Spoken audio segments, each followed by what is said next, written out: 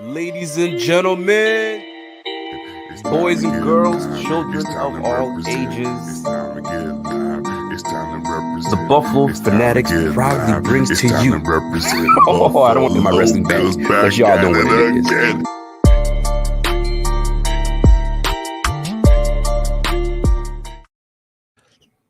Ladies and gentlemen, it is your boy. I want you guys to see the brand. You guys know what it is, man. It's the Buffalo Fanatics. Yes, it's your boy back at it again. How you guys doing this Friday? You guys know I gotta show off the new slicks because pretty much it's gonna turn into the new look. You guys already see it. You see it right here. You feel what I'm saying. So good evening, folks. Welcome to another edition of the Rico Report, brought to you by the Buffalo Fanatics. Welcome to those that are just jumping into the room. You guys are early. For those that are here right now, Ryan Thiel, I see you. What's good, my guy? Sheldon Cole, Corey Buffalo. Shout out to you, Corey, for that shirt representing Birmingham. Let's go. Don Ristrom, I see you, Don. How are you? Matt Soda's in the building. Travis Sinet. Yo, it's the whole Bing squad in the building. Jason Humber's here. What? Let's go, fellas. Ladies, let's go. So, folks, let's get right into news around the league, man, because there's several things happening around the league that I want to touch on. Namdi, what's going on, my African brother? What's happening, man? My Niger brother. Yo, listen, I got a few things to kind of to touch on. First and foremost, news is out. NFLPA, they have come to an agreement with the league to lessen the restrictions on when getting vaccinated for those that are going to get vaccinated. I don't know about you, man. I'm getting sick and tired of talking about vaccination and this, that, and the third, man. Golly, man. But this is the times that we are in. There's no avoiding it. There's no avoiding it. It's just what it is. So that being said, let me fix the mic real quick. I got these hanging all over the place. I don't like that. It's a bad look. That being said, let's talk about it. They're not about that life. They once they get vaccinated, once the players get vaccinated, they don't want to be tested daily. Getting something shoved up in your nose every day, they're like, we're done. We got vaccinated, so once a week, y'all can test us instead of every single day. Let's lessen that. And one of the major ones right now, other than that, is whenever, let's just say I was in a room with you, we're doing classes, we're doing whatever, high risk, there is no more high risk. If I got vaccinated and you didn't, right, and you got COVID, right, I'm good because I got vaccinated. I don't have to like miss a game. That's huge because there were a lot of false negatives and so on and so forth. So, I mean, I could be in the quarterback room with Josh Allen. I get, you know what I mean, get that Rona. And guess what? The whole squad's got to sit. So, like, there were what? I think what team was it that had to, was it the Vikings? I can't remember who, but they had to go with a freaking quarterback that had no business being on the damn field. Unfortunate. So I think they're trying to avoid those things happening. So salute to each and every one of you guys that are tuning in right now. So we're talking about the NFLPA has come to an agreement that testing on a weekly basis instead of really on a one time, and also when high case, high risk, close contact, they're not going to miss any time. Well, they're putting it out there. They're not going to miss any time. So if I'm in a room with, you know what I'm saying, me and Ryan Hintz is in the room together and Don Ristrom's in the room together, and we're the star players, right? We're the receiving squad. We're the three best receivers on the squad, and one of you guys get the COVID, but I got vaccinated and so did Ryan. We're good.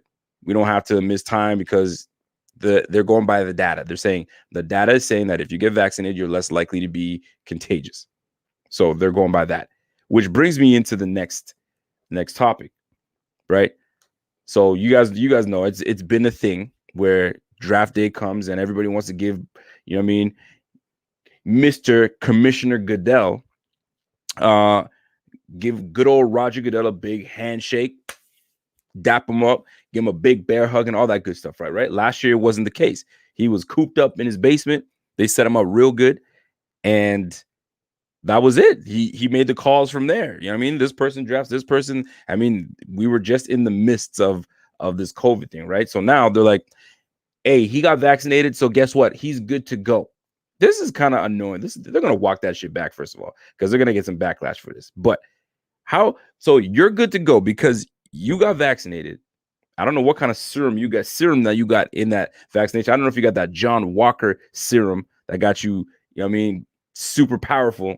Only some of you guys don't know what I'm talking about. But anyway, I don't like John Walker. I'm not a fan of him. I hope they whoop his ass. But anyway, all of a sudden you were able to hug everybody. Since things change all of a sudden for Roger Goodell and the NFL, they're making their own rules now. Now that you can, you know what I'm saying, you got the vaccine, you can do whatever you want. You can hug, you can hang out, and you can all the good stuff. Meanwhile, for regular folk out here, even when you do get the vaccine, they still tell you to mask up and all that good stuff. Very interesting. Very interesting. I mean, you might as well just keep it a buck. Great, you got vaccinated. Elbow, whatever y'all are doing, fist bump. You know what I'm saying? I don't know, whatever. Keep it pushing. There doesn't necessarily have to be a hug, man. Cut that crap out. But nonetheless, that's what these guys are talking about in the NFL right now. So extremely interesting as to what's going on. Anyway, that being said, it'll be interesting to see how that goes. Bobby asked me if I watched the last episode. I have not. I'm saving it for tomorrow. I'm gonna watch that shit tomorrow. John Walker was getting me vexed, man. He got me vexed at the beginning. And for those that don't know what I'm talking about Raven and Winter Soldier. Man, that John Walker kills me, bro. Oof, that boy kills me. I didn't like him from the beginning. That stupid chin of his. That thing bugged the hell out of me. I don't know. I'm getting out of pocket. I apologize. But yeah, man, that's what's happening right now in the league. Oh wait, hold on a second. One of the best teams in the league just got a little better. And you guys are probably wondering what the heck I'm talking about. Well, folks, the Kansas City Chiefs, they just made a pre-draft trade with the Baltimore Ravens. Now, I don't know how I feel about this. If I'm looking at the trade for what it is and who's involved, boy, oh boy, did the Ravens get. They didn't get. Just looking at the trade on how it looks, Chiefs got away with it. The Chiefs got away with this one, man. You get a baller of a player in Orlando Brown, starting tackle, Orlando Brown, right? Not only that, the Chiefs get a second-round pick. They get the second-round pick at 58th, right? They give up the 31st. The Ravens get the 31st pick, the 94th pick, and the fourth pick, the fourth-round pick, and then they get a 2022 fifth-round pick. The Ravens better have some ammo if you're gonna give up your left tackle like that, just like that. Like, why give up your left tackle? I don't know the Ravens squad like that. I don't know who's taking over at left tackle, but golly, you just weaponized the Chiefs with the best quarterback in the game right now in Pat Mahomes. You got speed galore. You just gave this guy all the time in the world. Check this out. You got Tooney at guard. Kyle Long comes out of retirement, was a former Pro Bowler, so he can still play. Rested his body for a year. And then you got Orlando Brown playing right tackle. And who knows who's going to be playing left, right? Maybe Tardif. I don't know. I remember that the Canadian boy that took a year off. I don't know if he was a left tackle. I don't think he was a left tackle, but I'm sure they will draft something they'll take something in the draft. There's ways around, but dude, you just gave this guy enough time. You got two nice guards, and you got a Pro Bowl right tackle, fam. You're gonna give that boy all the time in the world to throw that damn rock. Sick to my stomach. You know what I'm saying? It's not some trades, man. This is where you need Goodell to pull a David Stern and say, nope, not happening. Timeout, not going to happen. But I mean, I wouldn't say it was that crazy of a trade, but golly, man. Oh, Duvernay Tardif is a right guard. Okay, so yeah, he'll be depth. He'll be depth when he comes back. So they just got to deal with the left tackle, and they have a left tackle that they actually don't mind. So that is going to be an interesting team to play, because guys, we are going to have our hands full this year. We're going to have our hands full. So you guys are probably sitting here wondering, okay, so what's this show going to be about? I'm not going to sit here and talk about the draft because we are Are you guys drafted out? I am drafted out. There's only so many scenarios you can talk about. There's only so many mock drafts that you can make. Fam, there comes a time where you're like, all right, man, let's talk something else. So you know what? Here I am. So here's what I wanted to touch on today. We need to stay competitive.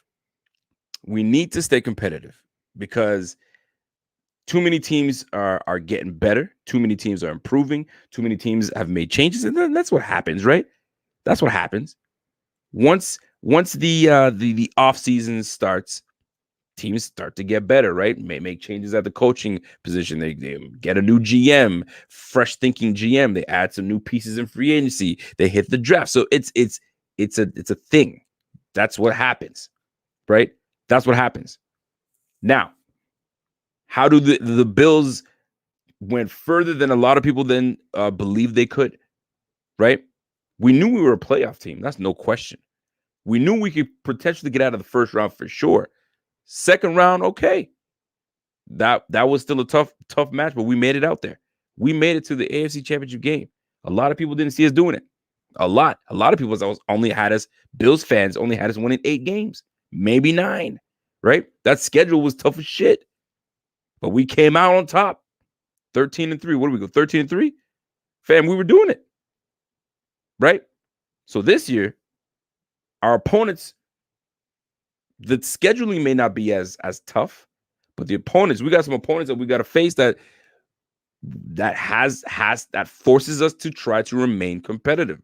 But the question is, how do we do it? Where do we focus on? How do we get to the goal? Let me put it this way. The year before was Allen coming into his own. I mean, really trying to get his act together. Second year, showing some improvements and doing that, right? He got us to the playoffs. We had hope. There was hope for us to win that game against the Texans. We saw growth from Josh Allen. We really did. But we fell short. We fell short. I want to say what I want to give a shout out to my guy, James Kehoe. I see you, my man. I hope you got my message. Hit me up. You know what it is, man. We don't got to talk about it. You know what's good. I got you, fam.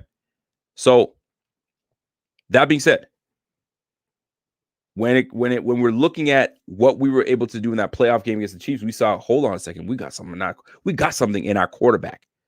So did the front office. So what did the front office do? The very next offseason, let me get Stephon Diggs. I'm going to give up a first round for Stephon Diggs because you know what? This is the window.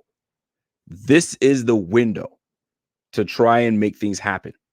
So what do? They go out and get a number 1 receiver.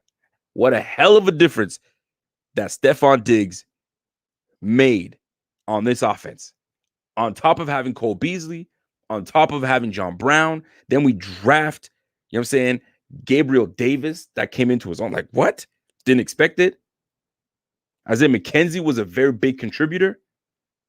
Fam, the offense was buzzing. We didn't expect it. Allen just took a huge leap because it goes to tell you that what they saw in that playoff game last year was like, this man is hungry. And what he needs is help. They got him help. And what did you see? And in the help that they got Josh Allen, his confidence is at an all-time high. I'm confident enough that with the confidence of Allen, I wouldn't do it, but if you were to take away, you know what I'm saying, a Cole Beasley and insert whoever, the skill and confidence of Allen would still propel us to have a very good offensive season. I'm not saying to put a whole bunch of bums around him, no, but I'm saying that he's that confident, he's that good. That leap he took to year 3, he's going to build off of that. So we can get away with not having, you know what I'm saying, heavy weapons everywhere. I'm not saying that we shouldn't do that. Weaponize that man. But he's that good that he can make others better is what I'm trying to get to, right? So where do we focus to stay competitive going into it? Front office is like, all right, give him Stephon Diggs. Stephon Diggs comes in, baller of a year. Baller of a year. So now we're sitting there like, okay, so we're going into this year. We saw what he could do with all the weapons that we gave him. But where did we lack? It wasn't in the scoring department. It was on the defensive side of the ball. Defensive side of the ball. And we saw it. Some games were like, holy, our defense got to step it up. We got to step it up. Although we lost 3 games, but there were some games that we did struggle. We allowed big plays to happen, big things to happen. And it's tough because you're sitting there like, yo, we had a monster year. We are good to go, but we had our struggles on the defensive side of the ball. We had some injuries, right? We had some flaws. Here's what I'm trying to get to here. When you're looking at the opponents that we got to face this year, we got to face the Saints. I know Drew Brees is gone. They still got Peyton. They still got Mike Thomas. They got Alvin Kamara. They got a good squad. They got a very good defense. Very good defense, right? And an offense with Jameis Winston, I'm not going to say that Jameis Winston is some trash because he's not. That boy he's a walking 5,000 yard. I mean, he's done it before.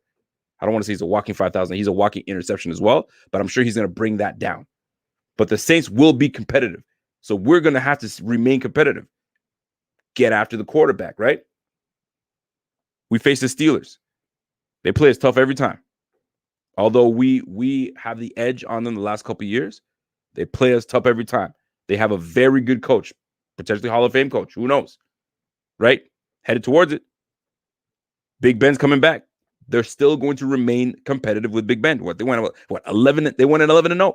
So you can't hate on the Steelers. They went 11-0 until they started kind of sliding down until they read a real team like the Bills, right? Moving on, we got to face the Colts. The Colts, they came with it. They came with it, man. It came down to the last play. It came down to the last play in order for us to advance to the second round of the playoffs. So, fam, we've got some work to do. We've definitely got some work to do on the defensive side of the ball. We face the Texans. I don't know what the heck's going on with the Texans. I'm not even going to count them. That's a mess right there. The Panthers will be competitive. Sam Darnold, I don't think Sam Darnold is an elite player, but he ain't trash either. And he's got some weapons over there in Carolina. So that'll be interesting indeed itself. The Jaguars, they got the number 1 pick. I mean, Trevor Lawrence, right? They got some weapons over there, man. So you get yourself a good quarterback and Trevor Lawrence, you know what I'm saying? And that's a whole different ballgame with the Jags. Although he's going to be a rookie. But we saw what Cam Newton did his rookie year, man. He put numbers up. So we're going to find out. But the Jags should be a team you don't really sleep on, especially you got the number 1 pick. And Trevor Lawrence, right? We faced the Chiefs. We faced the Titans. We faced the Bucks. Yo, fam, we need things that are going to keep us competitive. So what do you think? What do you think Bean was thinking when last year he won? That window was ours. So Stephon Diggs, then he goes and he loads up on the defensive line. Loads up on Q Jefferson, Butler, drafts Epinesa, brings Mario Addison to the building. We went for it. That was us saying we got the money. What we need is we got Stephon Diggs on one side. We're going to load it up on the defense and go. It didn't quite work out. We were missing some pieces. We signed Josh Norman thinking that Josh Norman was going to be that guy. Josh Norman never panned out. Shame, because I was really hoping that he was going to be that difference maker. Never panned out. So we had the likes of Josh Norman in here and there. Injuries happened, and then Levi Wallace was taking over. And Levi Wallace was so it was just a revolving door at that corner spot. So at this point, this draft coming up, defense seems to be the side of the ball that I feel that McDermott is going to focus on. So then I was thinking to myself, you tend to go back to the things that made you successful, right? When he was with the Panthers, you had all-pro Luke Kuechly, Thomas Davis, You had a nice pass rush. We had Julius Peppers. You know what I'm saying? They had some players on that squad, man. They had some players on the squad. Josh Norman was playing lights out. You know what I'm saying? So then I'm thinking to myself, hold on a second. They brought Josh Norman back to the Bills. Why? Why would you bring him back to the Bills? Then I'm thinking to myself, I'm like, they probably liked his demeanor. They liked his length. They liked his size. They liked that size at that cornerback spot. So then I started going back a little bit. I was like, hold on a second. How tall is Levi Wallace? Levi Wallace is what, like 6'1", 6'2"? I think 6'1". Lengthy corner. They tried to make it work with him. And I'm not saying they tried. They still got him on the squad. But they tried to make it work with him. Then I'm like, hold on a second. Josh Norman. When Josh Norman was lighting it up for the Panthers, they liked his length. Right? Josh Norman was what, 6'1", 6'2"? Okay. Then Josh Norman goes for the payday. Leaves. Goes to Washington. Who did they replace Josh Norman with? Do you guys remember? Somebody in the chat help me out.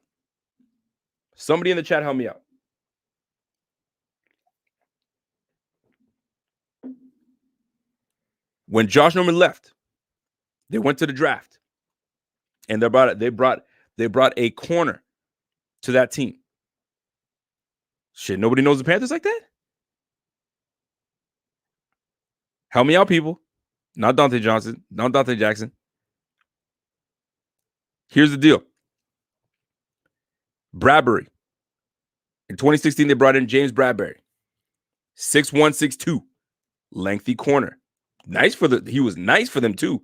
And I think he got signed with the Giants. So I'm looking at McDermott's pattern-ish.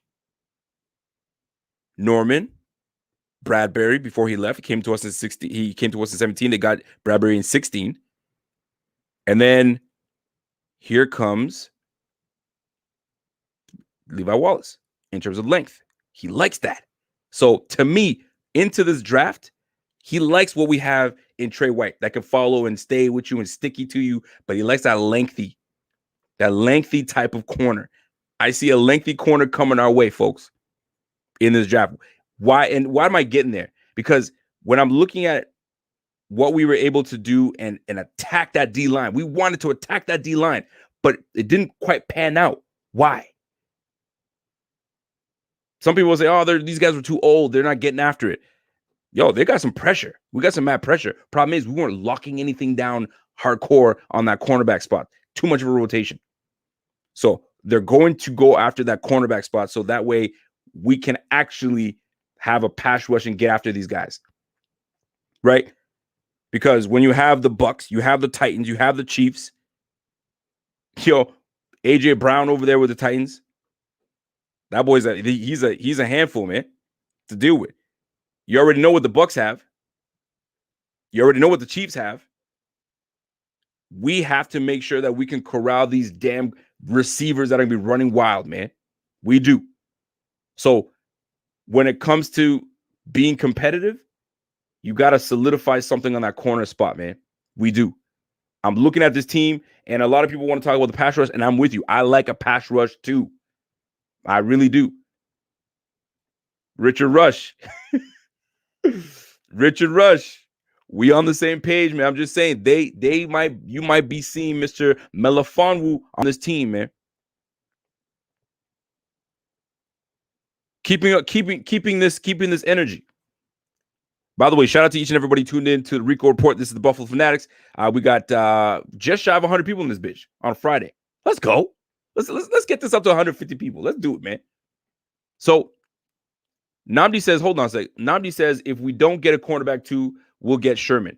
You never know. You guys remember that conversation, that read between the lines conversation they were having online, Brandon Beane and Sherman? Sherman's been quiet. Sherman's like, yo, let me just wait till what you guys do in the draft. If you don't get the guy that you need, I'm right here. You never know. You never know. Asante is 6'2". He's plenty big. No, he's not. No, he's not. But real talk, though. Cornerback is essential in this draft. But it's not going to be, I mean, as much as I'd like it to be Asante Samuels, it would be dope. But I think they want length. So they're going to be going for guys that are 6'1", 6'2". So look for Melifonwu to be one of those guys that they grab. Just saying, first or second round, I don't know. We'll see. Depends on how big the run goes on corner. Or if some of these guys drop, these big-time guys start dropping. Guys, he's joking when he said 6'2". He's not. He didn't mean it. He was being funny. I caught the joke. Guys, take it easy on him in the chat. So here's, oh shit, Jay Robertson. Jay Robertson, he said, what's up, Rico, from Brisbane, Australia. Hello, mate. What's happening, man? So what I'm trying to get to is this, folks. The Bills stay competitive by getting themselves a corner. Because you get that corner, you know they're not going to test Trey White that way. You get yourself a confident-ass corner in this draft. Let him compete with Levi Wallace, because Levi Wallace seems to be fighting everybody off, man. They bring him competition. He fights them off, and he remains the guy standing. This might be the year that corner comes in and says, all right, you've been holding on too long now. I got this. Who will it be? Now, here's another thing, too. How do we stay competitive, right? Weaponize your quarterback. Keep him, you know what I'm saying, with the weapons that get him going. I believe that he's going to ascend to a point in his career that you won't need to like give him a whole bunch of weapons, because he's going to be that elite once he puts it all together. But right now, they did a good job. They got him Emmanuel Sanders that can still be productive. Very big. That's a big upgrade. I'll say big upgrade. That's a big upgrade over John Brown. And no hate, no slight on John Brown. But I think that Sanders, the guy that they wanted before, is the guy that they feel is a big piece on this offense. Match him up with Stephon Diggs. Then we got Isaiah Hodgins coming into it. Gabriel Davis going into a second year. Cole Beasley coming back. Dare we add another receiver in this draft? I'm sure we will. Jalen Darden. You know what I'm saying? So there's going to be quite a bit of receivers in there that we can try to get to stay competitive. Well, we'll find out. We will find out. But how do we stay competitive? Give them the weapons. Let's get that old line going, right? So when you go back and look at what Brandon Beane was talking about, I'm not necessarily drafting for right now. I'm paraphrasing here. I'm drafting for the future. I'm looking for beyond what we have right here. Okay, I hear you, Mr. Bean. So what that tells me, it's a lot of things actually. Am I gonna grab a pass rusher because I got a 34-year-old and a 33-year-old on my bookend defensive line, or am I grabbing a backup center guard because my center next year could not be here, may not be here? Have a guy waiting in the wings, drafting for the future. So that first round pick could definitely be a lineman. Center, guard. We already have our tackles. They just signed Darrell Williams to a 3-year deal. Deion Dawkins gonna be here for a minute. There's just and we've got Cody Ford. That's a question mark. We don't know what he's gonna give us this year. I'm hoping big things. I hope you guys know what I'm talking about. John Feliciano's coming back. He's really on a 1-year deal. Fix the line. Lineman. Dickerson. Can you imagine that? Big boy at center next year. Anchor that line. But for me, the way I look at it is this, folks.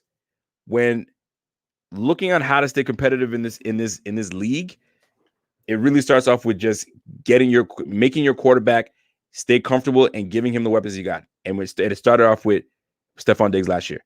You added Emmanuel Sanders. Let's go.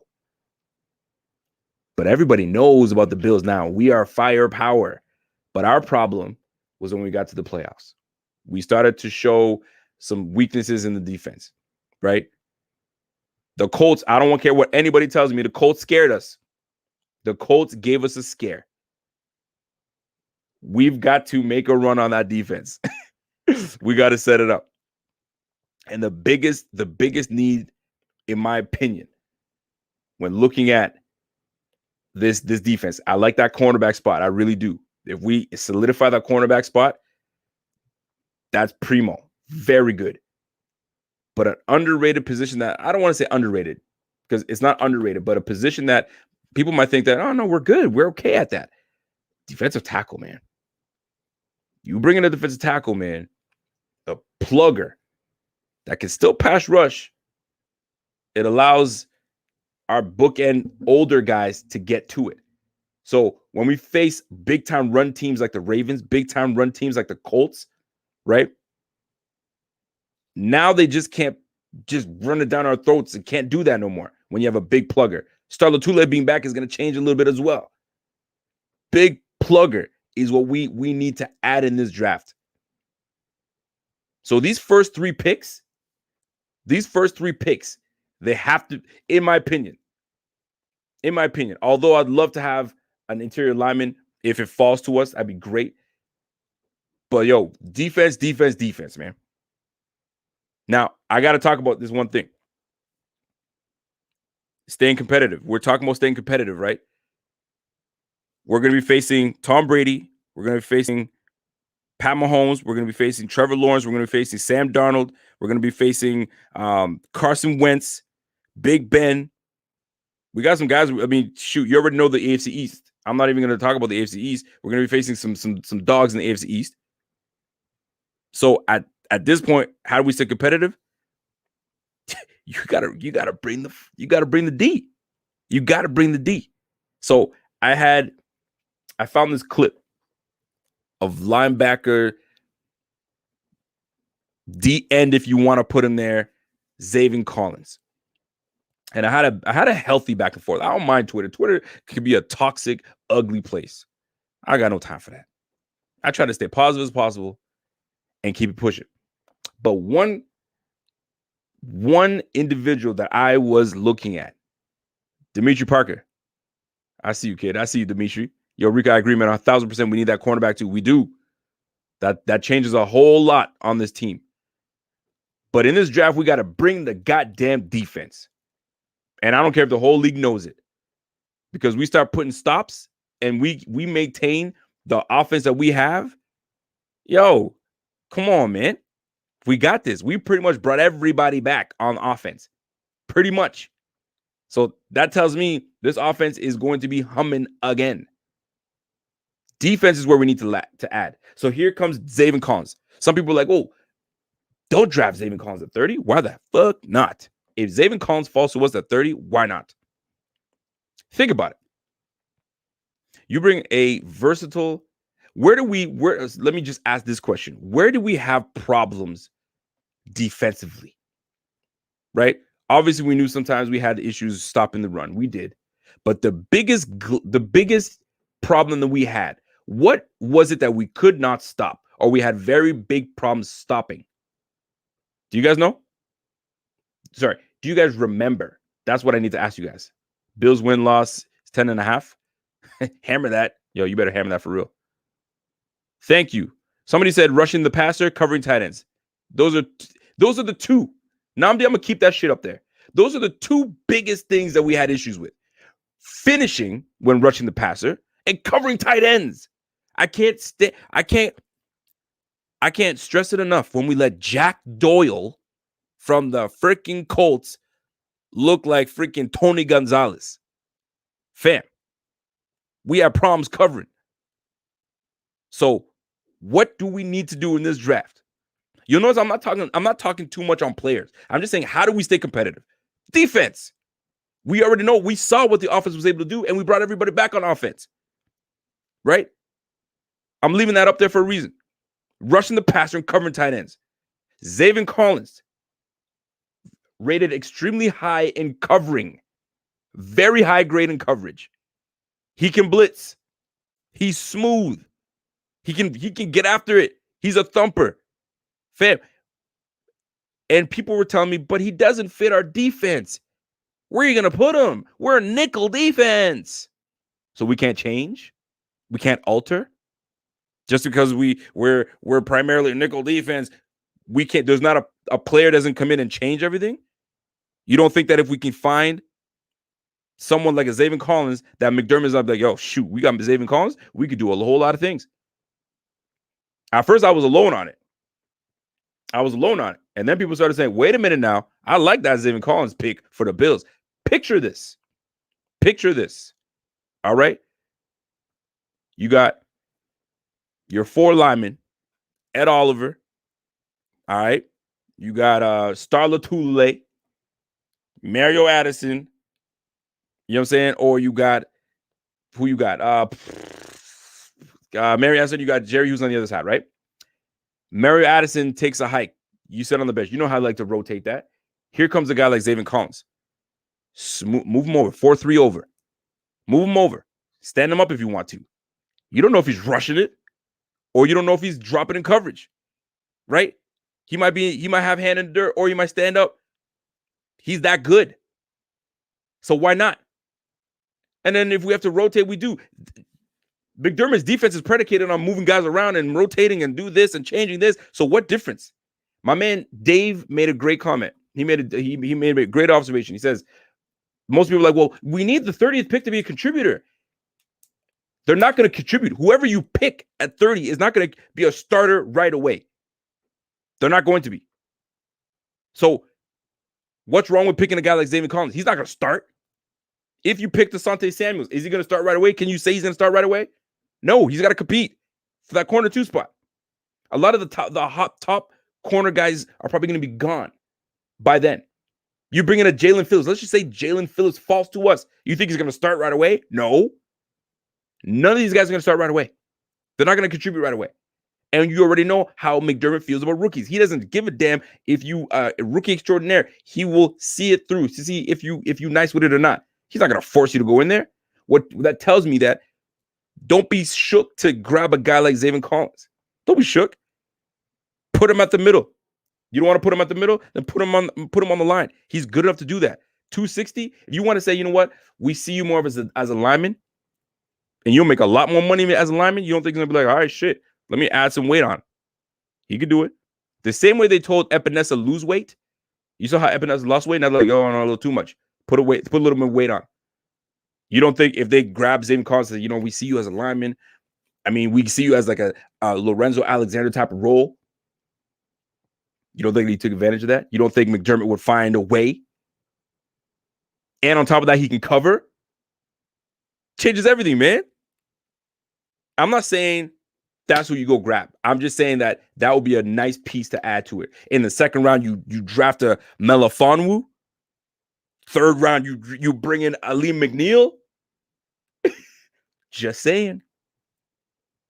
Just saying, man. McDermott likes a guy that's athletic, man. Athletic enough that can move him around. You just never know. That's the same thing. That's the same thing that what's his face Belichick would probably do with Zaven Collins and move him around because he's that multiple. He could do a whole bunch of things. I guarantee you, Bill Belichick gets his hands on Zaven Collins, he's gonna have Zaven Collins all over the place. A nightmare. So why can't we? Just saying. I bring this up is we're gonna have to stay competitive because guess what? The Patriots, number one, let me get to the number one thing. We gotta stay on top of the AFC East. You see what they're doing. Let me start with the damn Patriots. The Patriots paid a boatload of people to come over there. But the one thing that stands out to me is what? The 2 tight ends that they brought. We struggle with covering tight ends. They're going to eat the hell out of us, throwing up the middle, to the side, all over the place.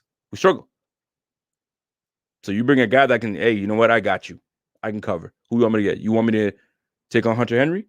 I got the size to stay with Hunter Henry. Or you want me to jack up Jonnu Smith? You want me to rush the passer as well? Yo, I got that. Zaven Collins would be nice.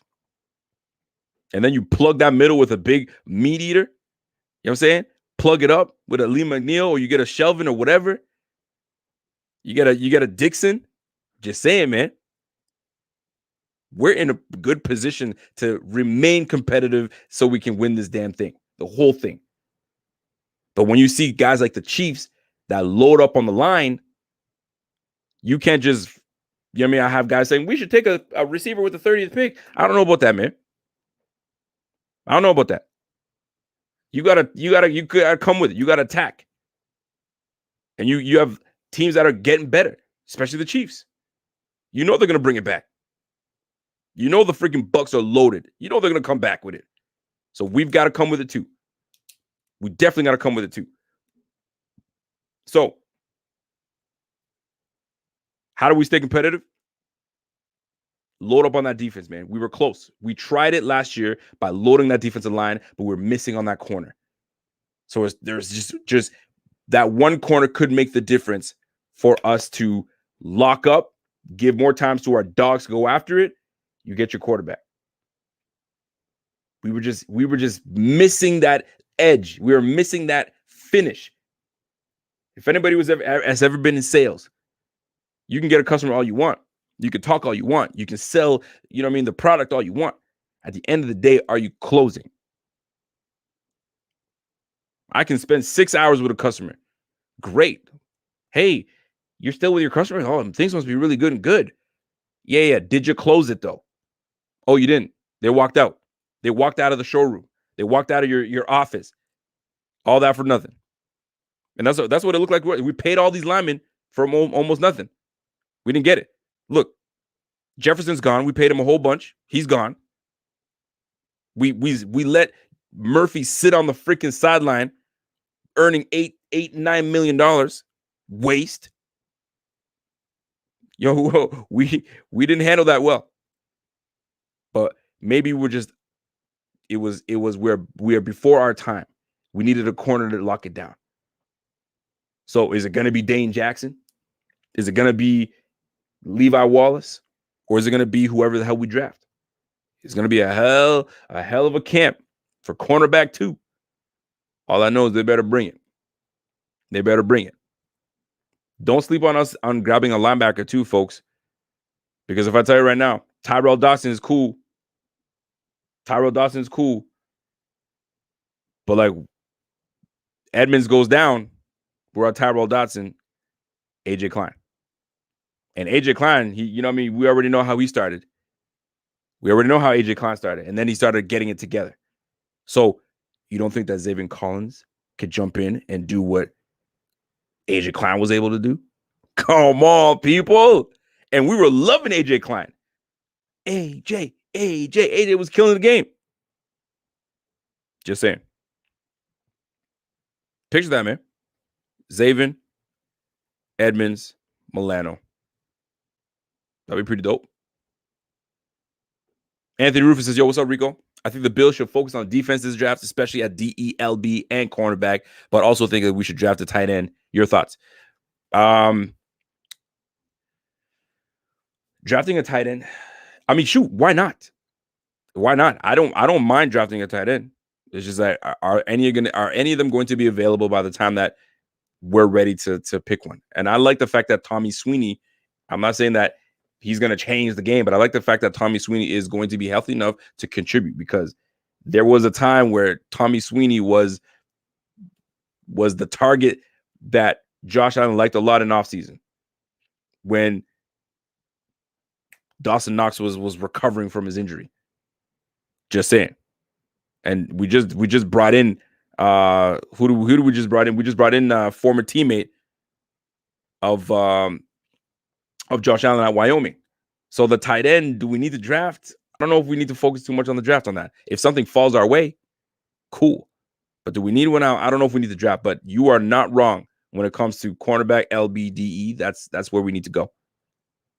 That's where we need to go. So I see some of you guys talking about JOK in the mocks and potentially falling to the Bills. That boy's a specimen, man. You could do what you want with him. When you have a good coach, you have an intellectual coach, you have an innovative coach, you bring him a player, he will make use of this player. It's those bad coaches that don't know what to do with these good players that they have, and they waste them. I don't know if we have that. I don't think we have that in our front office. I don't think we have that on the coaching staff. I think we have some very smart guys on this team. Very smart guys. Thank you. Somebody is Hollister. So Hollister, Dawson Knox, Sweeney. I feel like I'm missing one more. And we have Reggie Gilliam. I think we are right. I think, honestly, I think we're okay at tight end. I mean, we play a lot of spread offense anyway, right? So I think we're okay at a tight end. So, folks, how y'all feel about that? Staying competitive is the way. We got to stay above it.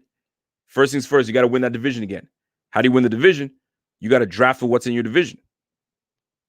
Think about it. You got to draft for what's in your division. You want to win it, you got to draft for what's in your division. Win the freaking division. That's the way. That's how you get to the playoffs. Win the division. My man Albert says, yo, Rico, just so you know, man, I'm eating fish for dinner. I got you, fam. What kind of fish? You can't just say you're eating fish for dinner. What kind of fish you eating? Better be good. Tommy Sweeney says, yo, Tommy Sweeney going to be a household name this season, man. Just watch. I'm not sleeping on no Tommy Sweeney, man. I hope he was really making a name for himself until, unfortunately, he had that condition. I hope it's gotten together, but we're going to find out. We shall see. So, folks, how are you guys feeling about this upcoming draft? It's coming up shortly. We're going to be covering it. Me, my man Z-Bot's going to be joining us like on day 2, I believe. Then we got Kev, snarky Kev. He's gonna be showing with his stupid face. I hope the Dolphins do something that makes him lash out like he did last year. And then we got Dave and Steve, the draft gurus. We're gonna be holding it down, man. Join us. Draft is coming soon. We got it planned out. It's gonna be cool. It's gonna be clean, man. We got a good thing coming for you guys, man. It's gonna be fun. Lock it down with us. We're gonna do it up. My guy James, he says online is the recipe for the O-line is a recipe for great teams, man. All champs had great O-line. That's right. You got to have a good O-line. But you got to have a good pass rush to get after that and destroy that O-line. And I think that's what we lacked. That is what we lacked. We could not get after Pat Mahomes. We couldn't. We tried everything. We just could not. And guess what? They got even stronger at the O-line. So what do you think? You think we're just going to show up and try to do the same shit? Did not do anything with the defensive line. We remained the same. We didn't add anything. So we're about to find out. What does Mr. Bean have up his sleeve? He can go in any freaking direction. What does he have up his sleeve? What does he have up his sleeve? It's going to be very interesting. It all depends on how this board falls. My man Richard Rush says, yo, Rico, we'll probably take a receiver in the round 1. Never know with Bean. You never know with Bean. You really don't. And as much as people are going to look, oh, I'm going to be so upset. No, you won't. You won't be upset. You'll just deal with it. That's just what it's going to be. You'll just deal with it. I'm hoping that he sees the glaring need for our defense to improve. I think he does. And I think we're going to do it. But the one thing that stands out to me, man, is that corner. You lock things down. You make the quarterback hold on to the ball that split second longer. There's only so many routes the guy can run. You know what I'm saying? When he's run his official route. All right, there's my post. Oh shit, my quarterback's in trouble. Let me flatten it out. Oh, let me head up. By that time, we got Ed Oliver's got a motor on him. He ain't gonna stop. He's gonna relentlessly get after that quarterback. I'm looking forward to seeing what AJ Epinesa got. It's gonna be fun. It's gonna be fun. So we got some things to look forward to on this team. We really do. I'm looking forward to it. I can't wait. A dream draft, man. I don't know. Actually, you know what? Give me right now your first 3 picks. No trade, no nothing. What would be the dream 3 picks? Your dream first 3 picks.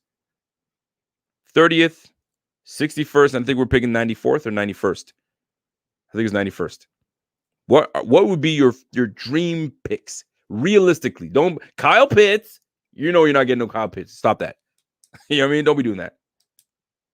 Trey Lance. No. All right. What is your dream 3 picks? Give it to me in the sections, in the comment section. I'm curious to see where you guys are at. Are you guys more like, man, let's just continue to load up on the offense, man, because that's offense is what gets you, points on the board, and that's what wins you games. All right, let me see it. What y'all got? Bills Mafia STF says, yo, still can't believe the Ravens traded with KC. Shit, they want picks. They want picks. That's what they wanted. But they gave away. I don't know what it was that they didn't want with Orlando Brown. I don't get it. I think Orlando Brown wanted. What was it? I don't get it. Did Orlando Brown want to be left tackle and they said, "Nah, you're right tackle"? I'm not sure what it is. So is Orlando Brown going to be the left tackle over there? I knew that was some kind of argument going on. I have no idea. Let's see it. Bills Mafia says, yo, Newsome, Asai, Ali McNeil. So you guys think Newsome's going to drop to 30? Very interesting. Very interesting. Tyler Danler says, yo, I think Bean knows he can't do what the Bucks did to the Chiefs because no matter what we draft for defense, Mahomes is still going to cook, easier to stock up on offense. Really? So you think Bean, he can't do what the Bucks did, so he's going to stock up on the offensive side of the ball. Don't you want to stop someone on defense? By stopping someone on defense, you got to stop that, plug that middle. You can get your nice, run stuff in defensive tackle for sure. Very interesting, though. You want to go on offense, stock up on offense. Dan says, yo, I think Dan is talking about JOK. JOK is his first choice, but yes, I agree. Newsome would be worth it too. Newsome would be nice, but I don't know if he falls, man. Newsome, Asai, and McNeil. Asai would be nice, man. Athletic as shit. Asai would be nice. The longer the QB hangs onto the ball, the harder it is to cover. The cornerback is that good. You haven't seen that before? Corners is, and it's like you make these corners, and I'm trying to read that right because I don't know if it was my comment or you reading somebody else's comment. The longer the QB hangs onto the ball, yo, we getting after the quarterback. That's what it. Make him hold on to it. Make him hold on.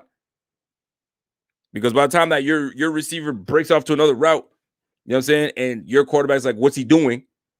Like, okay, so that's not the original route. Okay, what are you doing? All that thinking, that lineman is on that ass. Hopefully, that's hoping that's what happens, right? If we got two corners that can lock shit down. Two corners that can lock it down, yo, let that man hold on to that ball, man. Hold on to that. We'll take that sack. We'll have you a second and long. We'll have you a third and long. We'll take that. My man said it. Those are what we call your coverage sacks, man. You ever see a guy just sit there? Who was notorious for that? Zach, what's his name? Shaq Lawson sometimes was notorious for that. A sack would just fall right into his legs, right into his arms, because it was a coverage sack, man. We had that shit locked down, right into him. Happens. Not all the time, but it happens often. If you have lockdown corners, coverage sacks are great. They are fantastic.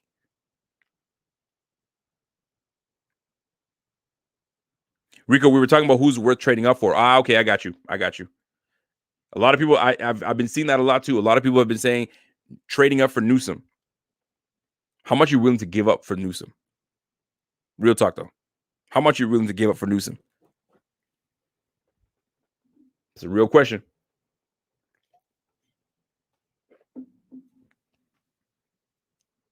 Thomas Sweetie says, yo, Mahomes may be great, but he's still a man. Stock up on that defense. My God, Tommy Sweeney. Tommy Sweeney, you deserve that belt, son. I'm all about that defense this year, bro. Let's go. Defense all day. Newsome, Asai, and McNeil. Whew. Let me tell you something, man. If we get something like that, that'd be dope. I'm still a big fan of Ronnie Perkins, man. If we somehow got Ronnie Perkins and a corner, yo, I don't know. I don't know. We'll see. We got an Aziz. I don't mind Aziz, man. Some people are not a big fan of Aziz. They think he's a fraud. But we'll see. We shall see. Richard, all you have to do is hold the receivers like the Chiefs did in the championship game. Yo, but I'm gonna tell you something, man. The Chiefs, their corners were pretty decent, man. They did some really good things. Like they got us, man. Like we were not as effective as I thought we would be on offense because their cornerbacks did a hell of a job. Their cornerbacks did a hell of a job on us. My man Pierre's he's in the chat right now. He says, "Yo, Jalen Darden is better than Elijah Moore." Yeah, I said it. I second that. I'm with you too. There's something I like about Jalen Darden's game more than Elijah's. I think Elijah's getting a little more overhyped. Just my opinion. I've seen what I need to see on Elijah Moore. He's cool. But there's some more explosive guys in this draft at the receiver spot. Namdi says, "Yo, Aziz equals Osai, and you can get Osai in the second round." I've seen that too. I've seen people say they're not a big fan of that. See, somebody mentioned Jalen Phillips the other day on Twitter, and they feel that Jalen Phillips could fall. I didn't think Jalen Phillips will fall to 30 and even in the second round. Some people say he might even fall into the second. I didn't even think that was possible. But it's apparently they're a little afraid of that injury list, the list of injuries this man has gone through, and psychologically, concussions, all that stuff. Like there's a lot that goes into it. But man, that boy is a menace. How do you not? How do you not? Orlando Brown is going to be a left tackle. I figured that because I think that was the battle that they were going through. I think the Ravens didn't see him as a left tackle or just didn't want to put him at left tackle. And he's like, dude, I'm a left tackle. Put me at left tackle or none. And I guess he's like, nah, I'm not a right tackle. I think that's how it went down. So they had no choice but to trade him. I think that's what it came down to. So the Chiefs are like, thank you. What do you want? You want my second round pick? Sure. Oh, you also want my 31st pick, you want my 94th pick, and you want my 4th round? Have it. I'll take that. I'll take that left tackle. Hoo-wee. We'll see. We shall see. Ryan Theo says, yo, I see 5 quarterbacks possibly going early. I also see a lot of offensive players going early also. I think we have to go defensive with our first 2 picks. Yo, if for some silly reason, Barry Cumberbatch, what's going on, fam? If for some silly reason offense starts getting jacked and everybody just grabbing offense and all the defensive guys start just falling, yo, if I'm Bean, I'm trading back. Yo, who wants that 30? Who wants that 30th pick so you can have the option to have that 5th year? Because I'll gladly drop back into the second. And let me see what I got, because there's going to be a lot of talent that go in the second round, man. Real talk. Yeah, man. He wants that left tackle money. Why not? I mean, shit, that right tackle money is getting money too, though. That right tackle is just as important. But these days, it's all about that moolah. I don't know what Don's talking about, but somebody's driving him nuts or driving her nuts. William Reddick says, yo, man, with that 30th pick, select receiver Elijah Moore. I don't know about that, man. I don't know. I'm not feeling it. There's too many receivers like Elijah Moore in this draft. You got that Marset cat that can run, that can play. You know what I'm saying? You got that dude Marshall. There's some good receivers in this bitch, man. There's some good receivers. Come on now. Pierre's like, yo, Bobby says, yo, Pierre Kimber, you pulling a John Taylor again, huh? you know, Pierre's gonna say something and walk out the room. Rah. Walk out the room. Somebody say, yo, take the under on Jalen. Really, huh? We'll see. We shall see. So, folks, looking at what we can possibly do in this draft, man, and I'm trying not to stay into draft mode because we're going to be talking about it like crazy on draft day. But There are some good things that we can do, especially this is where Bean, and this is another topic I want to hit. I want to hit it for next week's show, but I might as well touch on it now. But this draft where you're really going to get your money. You're really going to get your money players, especially for how and where we draft, is going to be that 3rd round pick has got to be a good one because we got nothing in the 4th. And then we got 2 5ths. So if we can get a nice one, a nice pick in that 3rd and 5th in the mid rounds, man, yo, I'm ready for it. I'm all for it. I'm ready for it, man. We gotta make that shit happen. We already know like cornerback is something that we do need, and if we don't address the corner right off the bat, we'll be looking for BPA, the best player available. And Coach McDermott, Bean was like, if a running back is there, we will take a damn running back. He's pretty much saying, if the best player is there and it happens to be running back, yo, we taking that shit. So it's going to be interesting what the hell Bean does, man. Nobody knows where the hell we're going with this shit. It makes sense for us to go corner. It makes sense. It makes sense for us to go, defensive line. It makes sense. It makes sense for us to do a whole bunch of shit. It makes sense for us to go corner. O-line. Tackle, maybe not so much. But running back, first round? Shit, don't get me wrong. If they pick a running back in the first round, that means they must have loved somebody. And I hope it's not this guy. I hope it's not Travis Etienne. I really hope it's not. Seems like Pierre is wilding tonight. Let me read what Pierre's saying. What's Pierre saying, man? I'm at a point now where I'd be cool with trading away all of our picks and coming back in 2022. What in the heck is Pierre saying? He said he's at a point now where I think he's just trolling today. Guys, he's trolling. Don't pay him no mind. Pay him no mind. I'm at a point. Let me read that shit again. I'm at a point now. I'm trying to think. He's sitting at his computer right now saying, I'm going to type this and see how they answer this and see how the chat reacts. And then he's doing this. Let's see how that goes. He said, I'm at a point now where I'd be cool with trading away all our picks and coming back in 2022.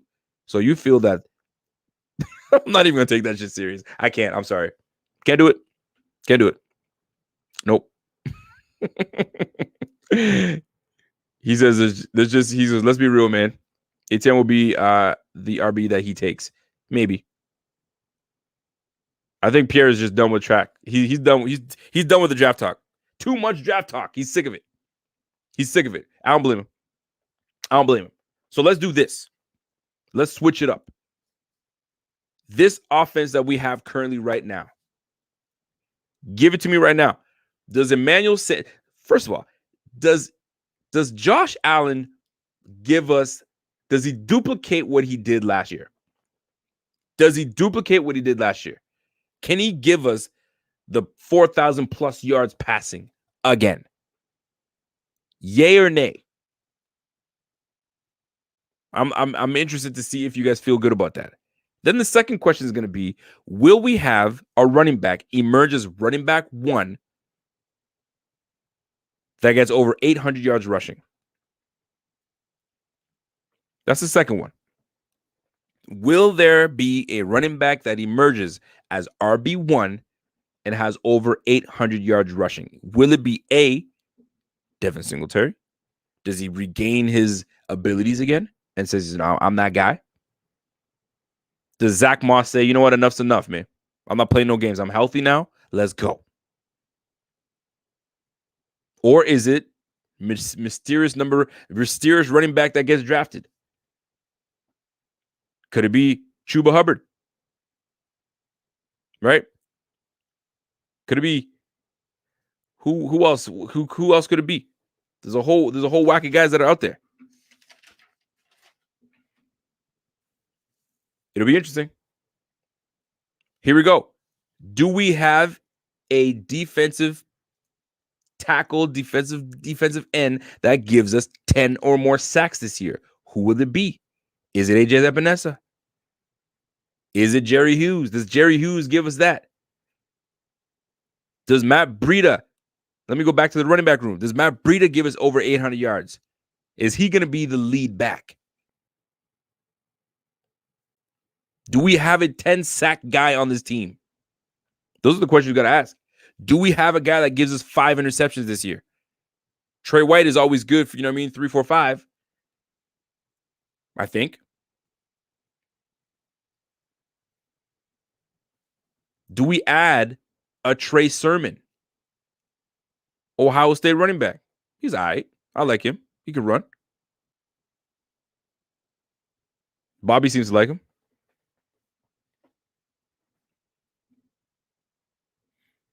Moss is a very good pass blocker, man. He'll be out there a lot, and he's a better pass catcher. Matt Soda seems to think that we got ourselves an RB1 in Zach Moss. Trade up to make sure we get a 10. No, thank you. F.A. Obata is that sleeper. Or at least I hope so. Oh, you had yourself. You should have just kept it with the first sentence. You would look better if you did that. Kind of like when you called E.J. Manuel. Right? Just saying. F.A. Obata, though, that'd be cool.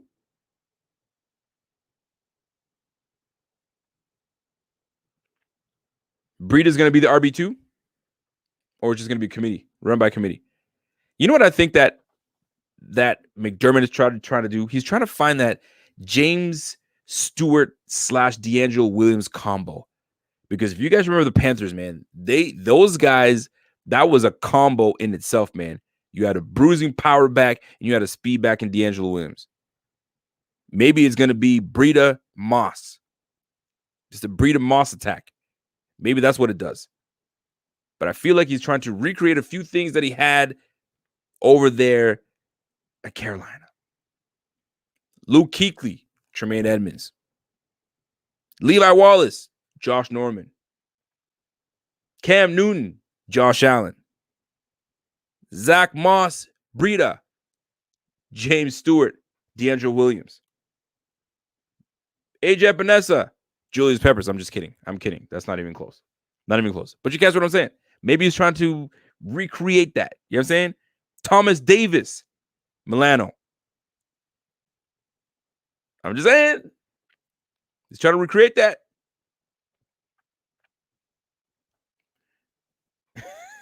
Rico hates me calling that EJ pick. Hate it. Pierre thinks he's so cool because he called the Bills drafting EJ Manuel. I can see them drafting EJ Manuel. With the such and such pick, the Bills select EJ Manuel. He probably was feeling himself. You should be glad because we wouldn't have met if I didn't call that pick pre-draft. You fool. Just saying. My man Steve Lynn. He says, yo, we're going to run by committee for sure. By the way, shout out to my guy Steve Lynn, man. He's been heavy in the chat lately. Salute to you, my guy. I like how active you are. The chat has been active as of late. I like it. I like it a lot.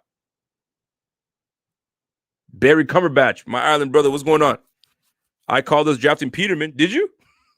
Nate Peterman! I like it. I think Pierre is up in here just with some burner accounts spitting some nonsense. Pierre sometimes when you just like you get that you're so tired you start saying nonsense. I'm not saying he's saying nonsense, but sometimes he has those moments where I'm like, well, okay, you need to chill. Now we are only up by 1, and I owe my curse jar lots of money. Yeah, I get you. I get you. Tremaine Edmonds is no Luke Kuechly. Oh, I know. I just said he's trying to recreate. Potentially trying to recreate. Trust me, I know that. Kuechly was that dude. Did I just see some Watson talk in the chat? Maybe I'm tripping. Maybe I'm not. How can you justify saying Watson is better than Josh? OMG. Because I can. That's why. I don't know why you guys are all over it. He just had a 4,000-yard season. Just. There was none of this energy last year. Come on now, people. Let's be real. But Josh Allen came up huge this year. And now he's definitely shrunk the gap between the two. He's definitely shrunk the gap. But you ain't going to sit here and tell me that Josh Allen is better than Watson. None. But they're freaking both great. So, you know what I'm saying? Like, LeBron, KD. I think KD's better than LeBron. Are you just going to lose your mind? Be like, yo, they're both great. So who gives a damn? They're both nice. Top players in the game. DeShaun Watson and Josh Allen are top quarterbacks in the game. Top 5, top 7 quarterbacks. Both of them are in there. So I mean, shit.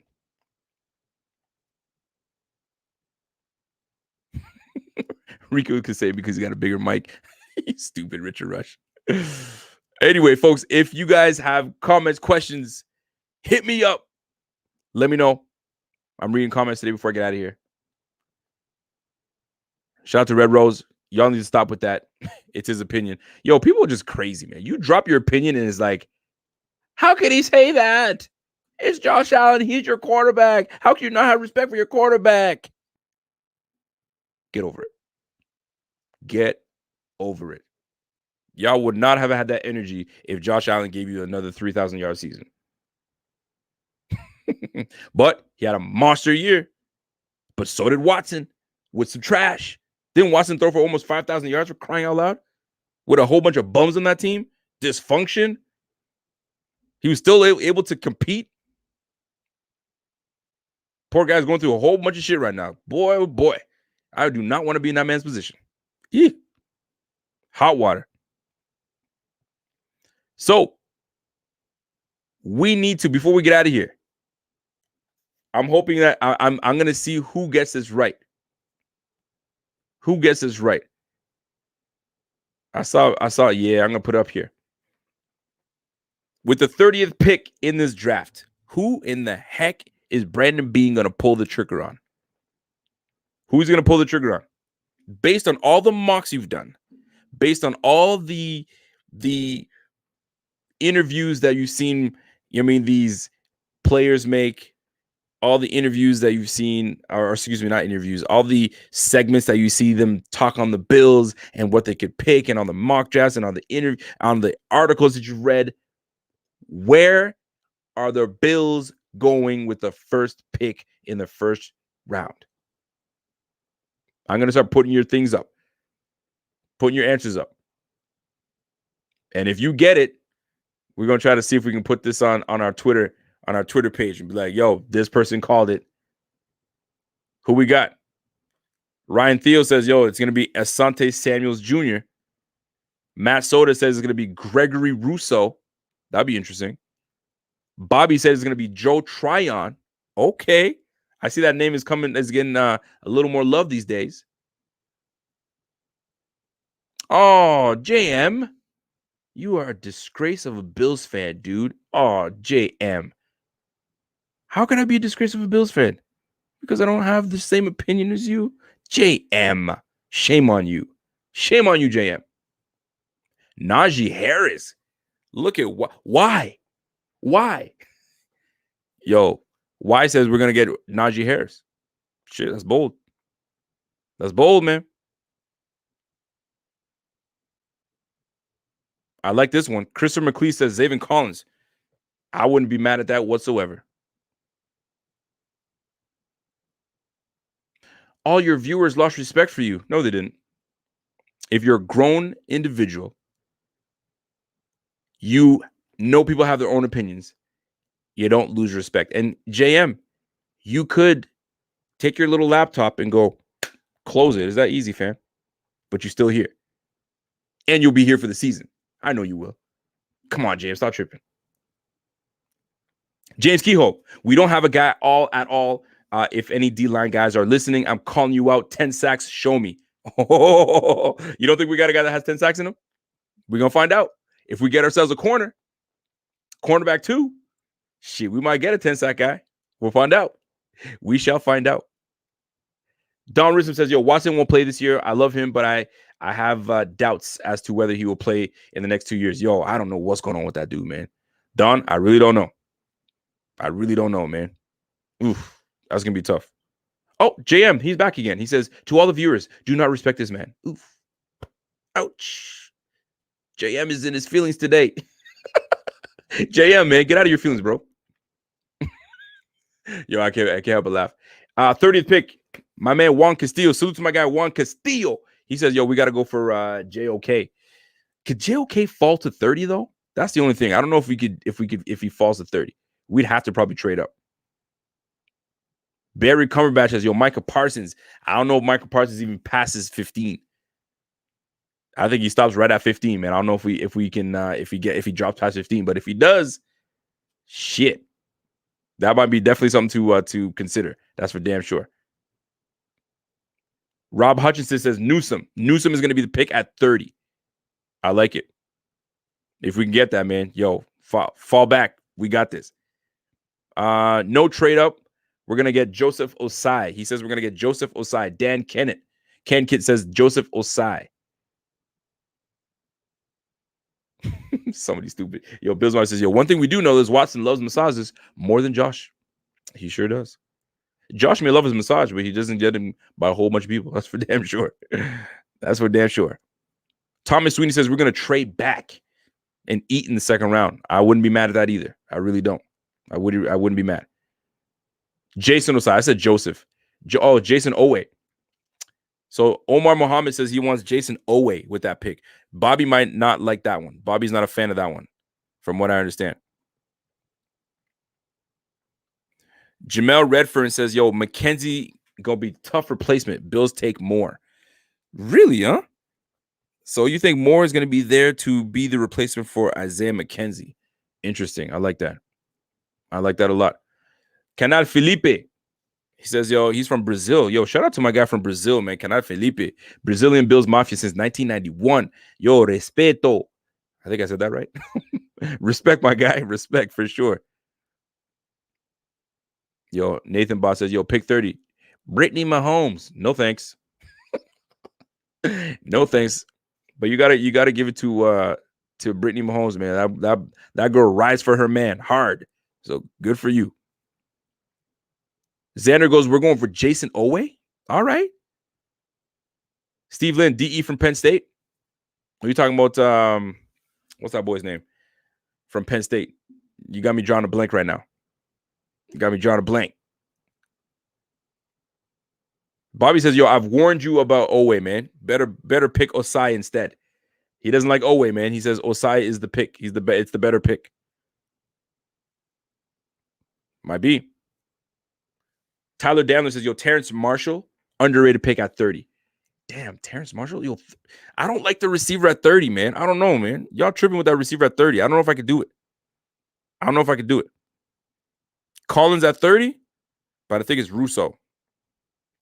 I think Russo falls to the second round. I don't know if we pick Russo at 30. I just can't see it happening. Did I misread what you just said? Oh, you said I'm warmed up. I thought you said you see, I read warned. My bad. You're warmed up. All right, cool. Warmed up to Owe. Okay, I got you, kid. I got to do a little more research. I haven't really watched too much film on this Newsome cat.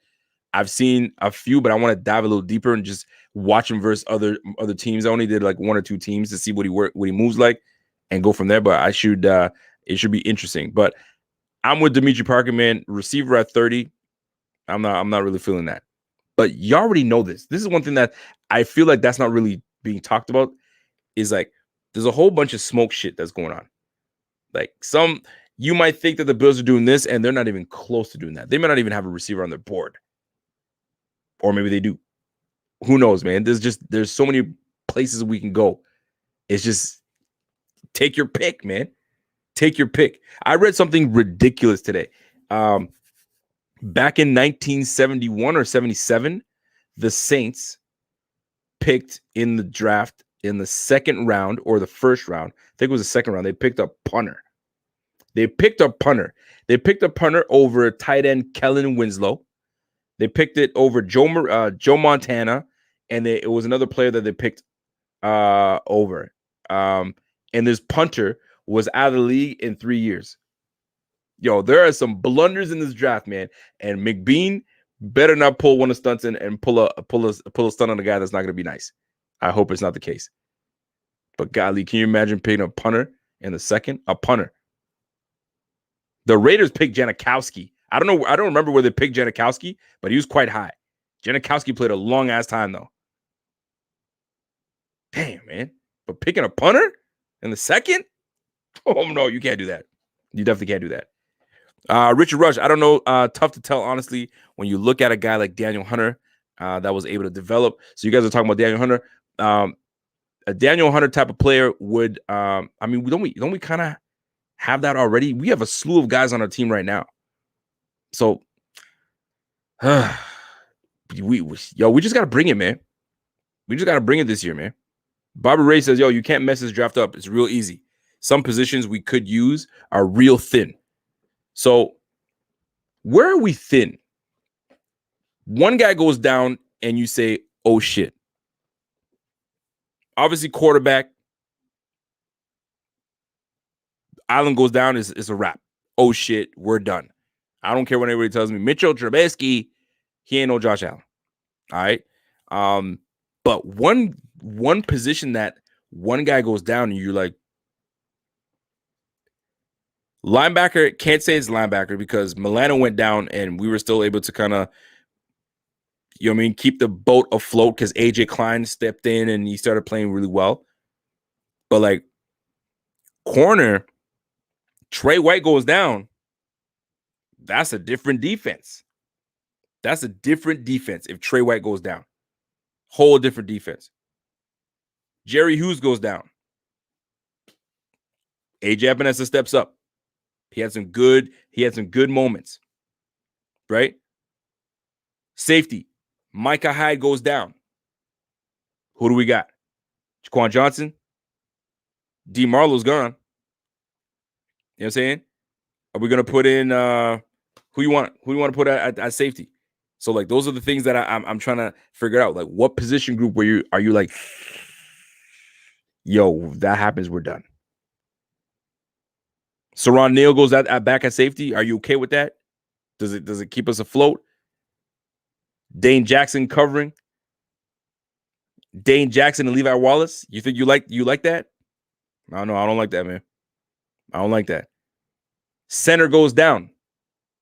Are we screwed? Not necessarily because John Feliciano moves over, but then we're playing that whole musical chairs again on the freaking offensive line. I'm trying not to have that anymore. Deion Dawkins goes down.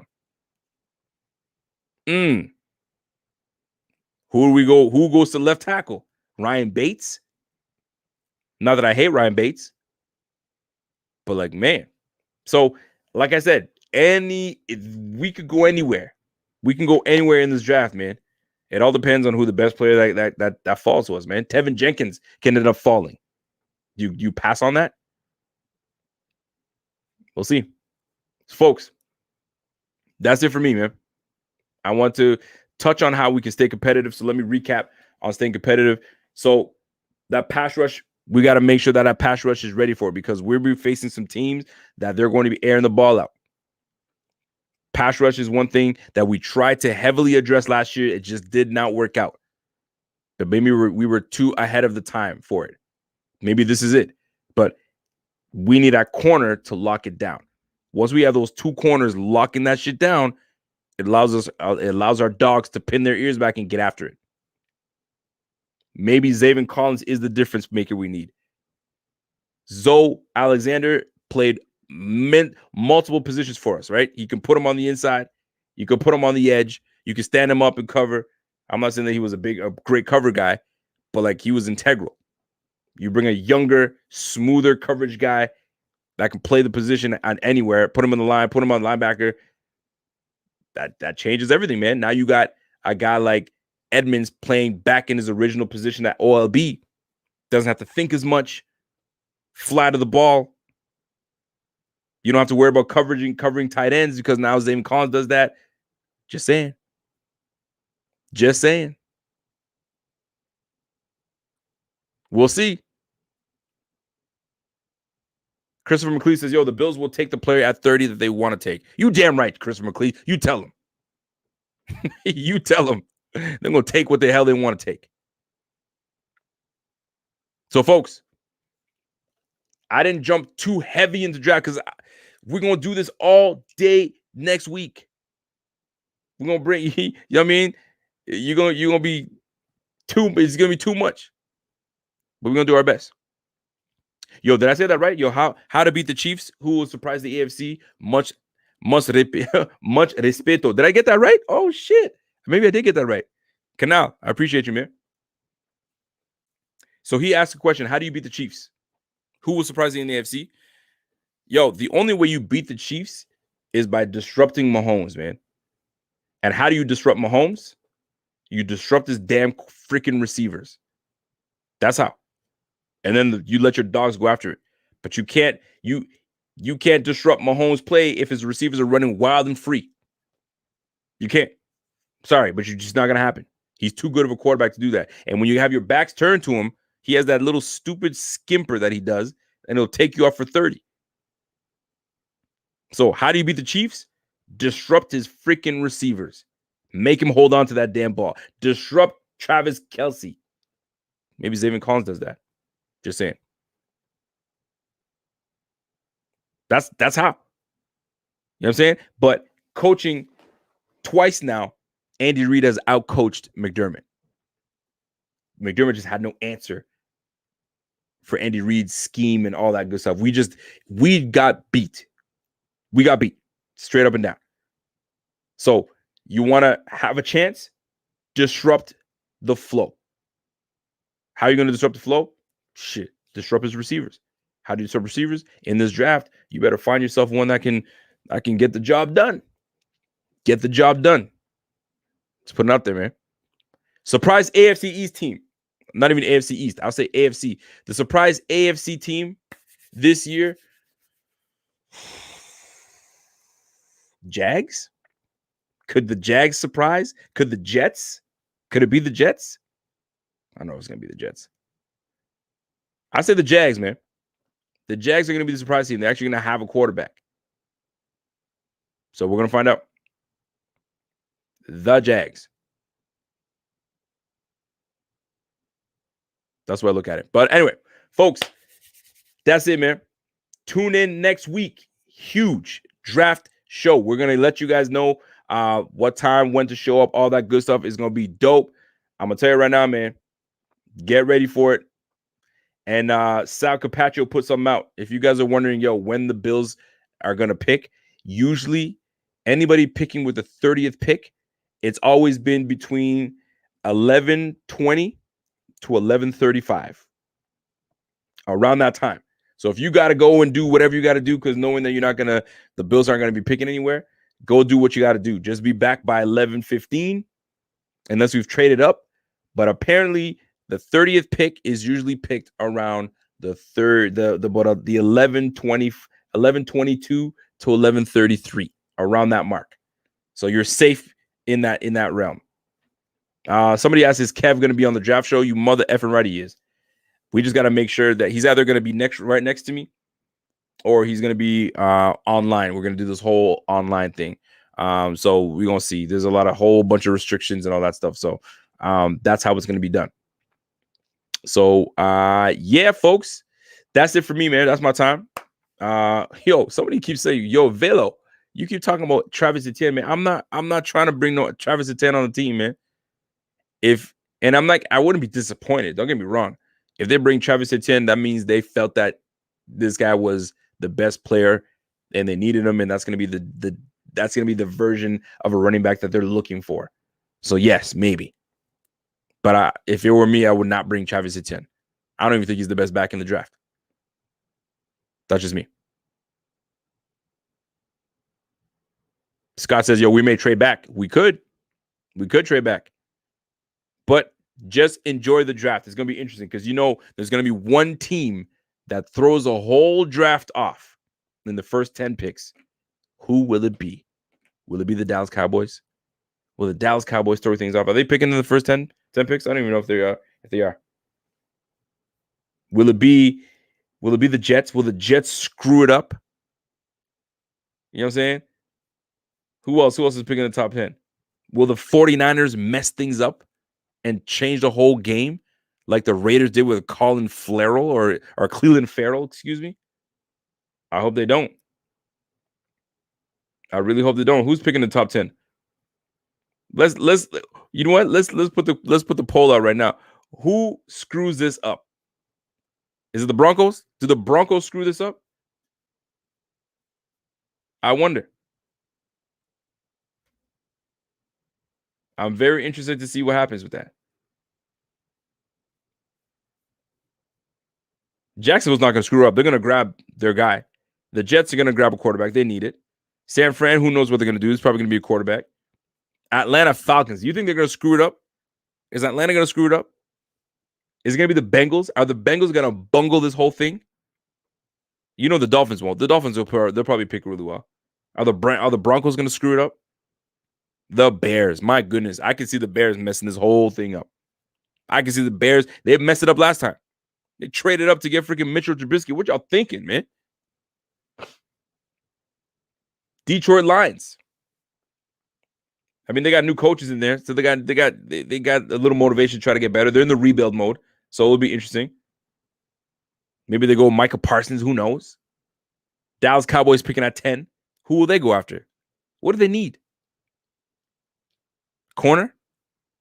Man, these mock drafts are crazy, man. But anyway, y'all have a good one.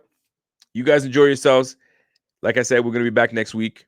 And next week's going to be a big week, so we'll get heavy into the draft. So you guys are going to start seeing a lot more speculation as to who's going where. You know what I mean? Big trade ups and so on and so forth. You know what I'm saying? So we'll see. One underrated nugget that not a lot of people are talking about is very interesting.